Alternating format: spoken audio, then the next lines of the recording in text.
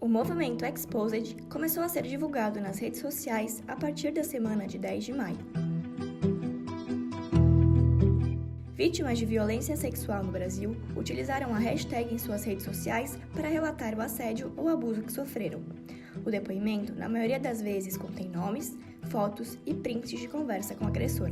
A exposição se concentrou em bairros e cidades do país, muitas vezes com denúncia de pessoas conhecidas. O termo logo subiu nas buscas do Google e as denúncias foram aumentando. A gente coletou no dia 4 de junho, vieram cerca de 11 mil tweets, né, e assim, várias línguas, inclusive.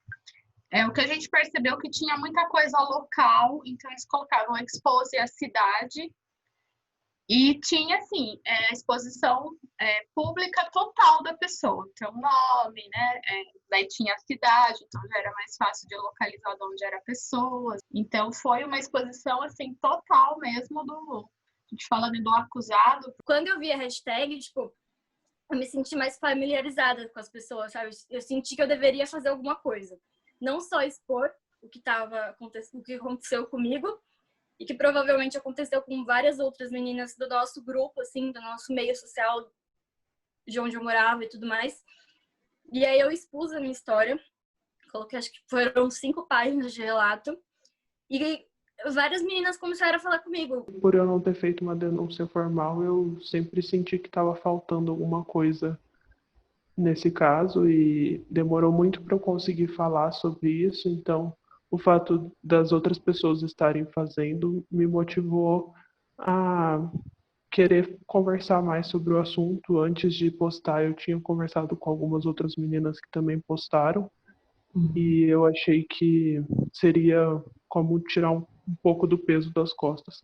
Esta advogada especialista em atendimento jurídico a mulheres explica os motivos para a grande adesão ao movimento. Nós sabemos que quando nós vamos expor um agressor na internet, dentro de uma comunidade, de uma ser acolhida, as pessoas vão entender. Coisa que pode não ocorrer, se eu chegar a uma delegacia de polícia, se eu chegar até um hospital.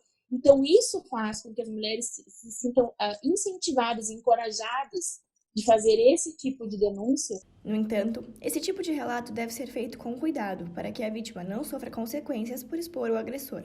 Fiz no Twitter, contei o que aconteceu.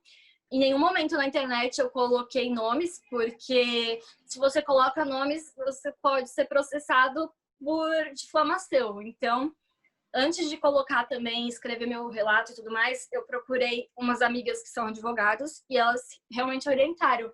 Se você quer expor o que aconteceu, pode expor, não tem problema nenhum. Mas nunca menciona nomes. Quando eu postei, eu tinha colocado um print de uma conversa que tinha o nome dele, mas depois eu apaguei porque fiquei com medo de quais repercussões judiciais podiam ter. Então, o que a gente aconselha, assim, né, se for colocar na internet, é fazer de uma forma genérica, né, não especificando. Mas aí tem, por outro lado, que a hashtag é exposed. Então, entende-se que elas queriam expor a pessoa e não a situação, né? O correto seria falar da situação, mas sem expor publicamente ninguém, né? Então, para elas não caírem nesse, né, de virar ré do processo, então, colocar uma foto embaçada, né? Não divulgar nome, ou algo que possa identificar a pessoa. A identificação clara do assediador pode resultar em processos jurídicos por injúria, calúnia ou difamação para a pessoa que denunciou, caso ela ultrapasse os direitos penais do réu ao fazer o relato.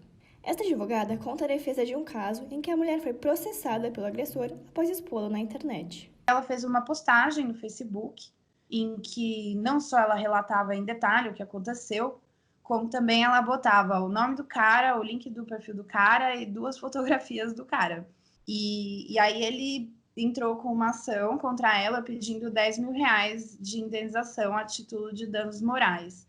A pretensão dele era ser indenizado porque ele alegava que aquele abuso não aconteceu. E aí a gente conseguiu provar de maneira bastante consistente que aquele assédio na casa noturna ocorreu de fato. E aí a juíza deu uma decisão muito interessante porque ela entendeu que, por uma questão de equidade, o eventual prejuízo causado à imagem dele estaria compensado pela gravidade do ato por ele praticado contra aquela mulher. Muitas pessoas falam, mas eu tenho a liberdade de expressão. Mas a liberdade de expressão é um direito fundamental, né, garantido na Constituição, mas a dignidade da pessoa humana também é, né? Eles estão no mesmo artigo, então um sobressai o outro. A recomendação é que elas também levem essas denúncias a órgãos oficiais. Eu não pensei muito sobre fazer a denúncia formal, porque eu tenho um pouco de medo e de vergonha, eu acho, mais do que no meu perfil privado, sem ninguém mais saber. A forma mais eficaz sempre vai ser a denúncia junto à autoridade policial, né? Ou seja, o registro através de uma ocorrência, de um boletim de ocorrência policial. Tanto crime, qualquer tipo de crime, na verdade, incluindo os crimes sexuais. Por quê?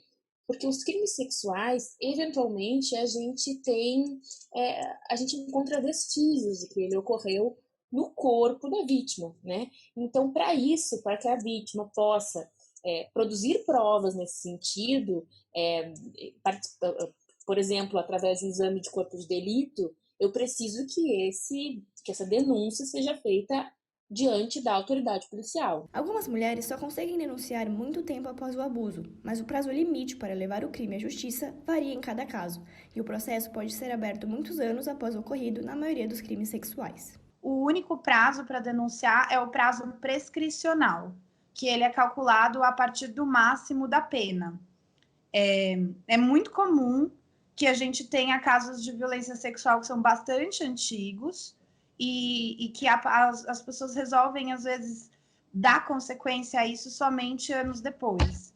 Tem uma outra lei importante sobre essa questão, que é a Lei Joana Maranhão, de 2012, que definiu que, a partir daquele momento, os crimes praticados contra menor de idade iniciariam a contagem do prazo, tanto decadencial quanto prescricional, a partir da maioridade da vítima. E quando eu fui na delegacia da mulher. Lá fui, super bem atendida.